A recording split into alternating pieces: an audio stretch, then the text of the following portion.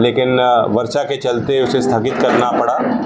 फिर भी यहाँ सर्किट हाउस में कार्यकर्ता आए, जिम्मेदार लोग आए, उनसे मुलाकात हुई, प्रतिनिधिमंडल आए अपनी अपनी समस्या लेके, कुछ आशा बहनें आईं, यहाँ के मिल के क्षेत्र से संबंधित वॉल्टरगंज मिल के प्रभावित किसान आए।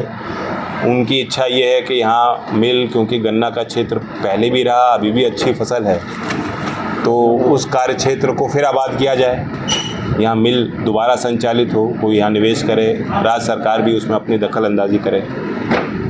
लेकिन मैं सबसे पहले तो जो आज प्रदेश के किसानों के चेहरे पे एक मुस्कान आई है,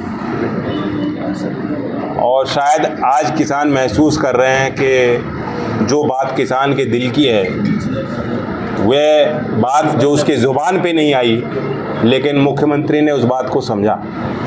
और अभी कहीं प्रदेश में कोई आंदोलन नहीं हुआ, किसी किसान संगठन ने भी मांग नहीं की, लेकिन मुख्यमंत्री ने इस बात को समझा कि किसान की लागत जिस हिसाब से बढ़ रही है, और ऐतिहासिक निर्णय लिया कि एक सत्र में 30 रुपये बढ़ाना। मुझे नहीं लगता, आप सब पत्रकार बंधु वरिष्ठ बुद्धिजीवी हैं, आप मुझे बताएं कि शायद पहले कभी बीजेपी के कार्यकाल में किसी मुख्यमंत्री ने एक सत्र में 30 रुपये नहीं बढ़ाया। तो मैं बधाई देता हूं एनडीए की सरकार को। और आप सब जानते ही हैं कि जहाँ तक जैसे चौधरी साहब कहते थे किसानों को कि तुम अगर 2-3 बच्चे अगर खेती में लग रहे हैं तो उनमें से आगे वो ज़मीन बढ़ेंगी नहीं, और उनमें से आधुनिकीकरण के उस दौर में किसान की अगली पीढ़ियों को नए काम भी करने होंगे। जिस तरह चौधरी अजीत सिंह जी, जो खुद आईआईटी खड़गपुर में उन्होंने पढ़ाई की, विदेश में जाके उन्होंने इंजीनियरिंग करी, और सबसे पहला उनको जो भार मिला, कार्यभार, वो उद्योग मंत्रालय का मिला। तो वो भी चाहते थे कि उत्तर प्रदेश में ख़ास तौर से कि जो खेती की ज़मीनें हैं, जो खेती की एक किसानों की धरती है, वहाँ भी औद्योगिकरण हो, नए व्यापार स्थापित हों, नए उद्यमी स्थापित हों। और उस आधुनिकीकरण को बढ़ावा देने के लिए चौधरी अजीत सिंह जी ने भी जो प्रयास किए, मुझे भी एक विशेष अवसर मिला है, प्रधानमंत्री जी ने कौशल विकास का मंत्रालय मुझे दिया।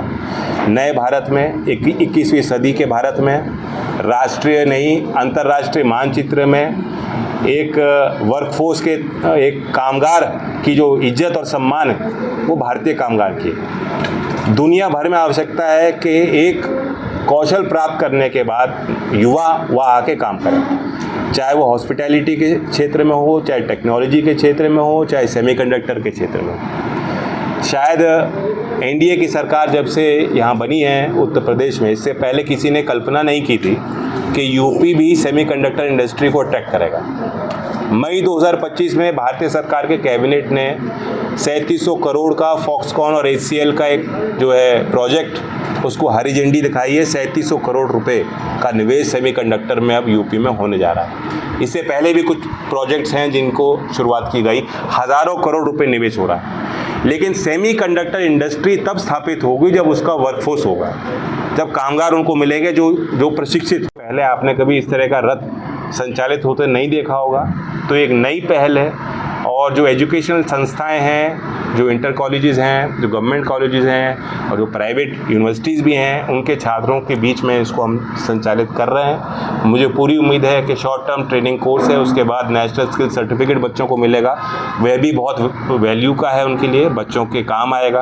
और मैं बच्चों को प्रेरित करता हूँ कि बढ़ चढ़कर हिस्सा लें। मैं सभी यहाँ सामाजिक कार्यकर्ताओं को भी आह्वान करता हूँ कि इस यूनिक काम में अपना सहयोग करें।